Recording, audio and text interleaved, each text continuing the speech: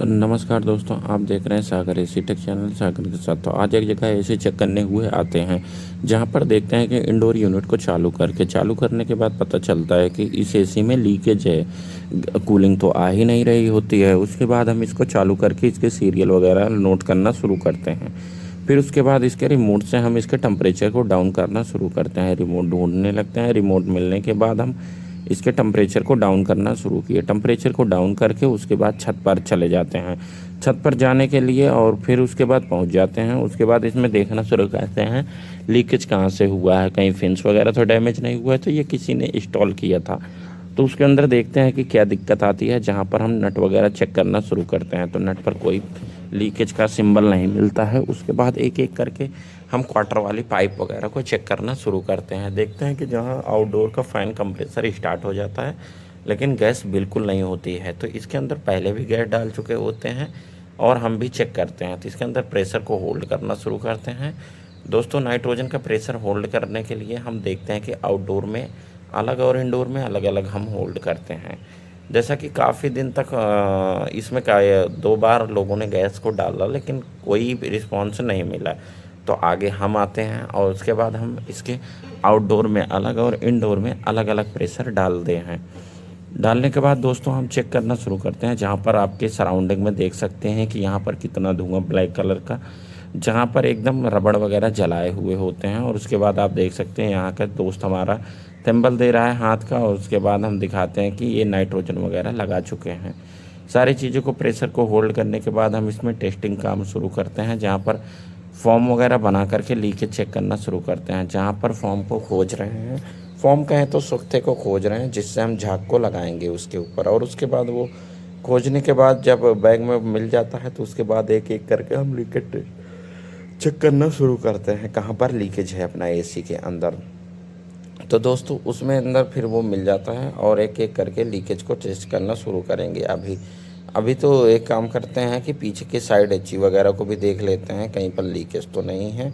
एक एक करके उसको चेक करना शुरू किए। तो जहाँ पर पेज खोल के सबसे पहले वायर को हरदम, अगर आप एक नए एसी टेक्नीशियन हैं, तो अगर आप प्रेशर होल्ड करते हैं एसी के अंदर, तो आप आउटडोर के वायर को निकाल दें, क्योंकि इससे ख़तरा ज़्यादा हो सकता है। अगर आप कस्टमर हैं, कस्टमर ये वीडियो देख रहा है, तो आप भी आउटडोर के वायर निकलवा दें, ताकि घरों में कोई बच्चा वगैरह एसी को चालू कर देगा तो एसी ब्लास्ट होने का खतरा बहुत ज़्यादा होता है। तो इस कंडीशन में हम क्या करेंगे कि वायर को निकाल देंगे हैं। तो अपना काम सेफ्टी के साथ वायर को निकाल देते हैं और उसके बाद फिर से इसके अंदर झाग वगैरह लगाना शुरू करते हैं। जहाँ पर झाग इतना गंदा बन जाता है कि उसमें झाग बन ही नहीं पाता है, जिसके वजह से हम उसके नट पर लगाते हैं तो खाली खाली पानी सा लगता है। तो फिर क्या करते हैं कि दोस्तों हम उससे मग वगैरह ले लेते हैं और एक एक करके पैनल वगैरह खोलना शुरू करते हैं। लीकेज नहीं मिलता है तो फिर हमसे अंदर खोल करके और भी जगह चेक करना शुरू करते हैं।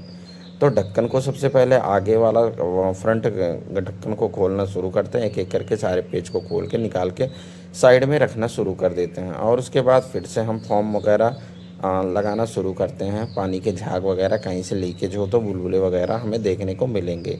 तो दोस्तों नहीं मिलते हैं। ये रहा अपना आउटडोर और ये इसकी इंडोर यूनिट की कॉइल, और ये सारे सामान खोल करके फैला देते हैं और सारे में प्रेशर होल्ड करके हम पानी की टंकी में डुबा करके एक एक करके काम को देखना शुरू करते हैं। जहाँ पर हम इसके अंदर की जो पाइपिंग है वहाँ तक में भी प्रेशर को डाल करके टंकी के अंदर डुबा करके छोड़ देते हैं। उसके बाद ये अपना मॉडल सीरियल वगैरह ये सारी चीज़ों को देख लेते हैं और हमारा दोस्त थक करके बैठ जाता है। और उसके बाद इसमें के अंदर पाइप भी डुबा करके चेक कर लेते हैं, जहाँ पर हमें बिल्कुल लीकेज तो नहीं होता है। तो दोस्तों एक एक करके फिर हम पाइप के ढक्कन वगैरह को, ये सारी चीज़ों को प्रेशर होल्ड करके दिखाते हैं आपको, जहाँ पर बिल्कुल प्रेशर नहीं होता कम।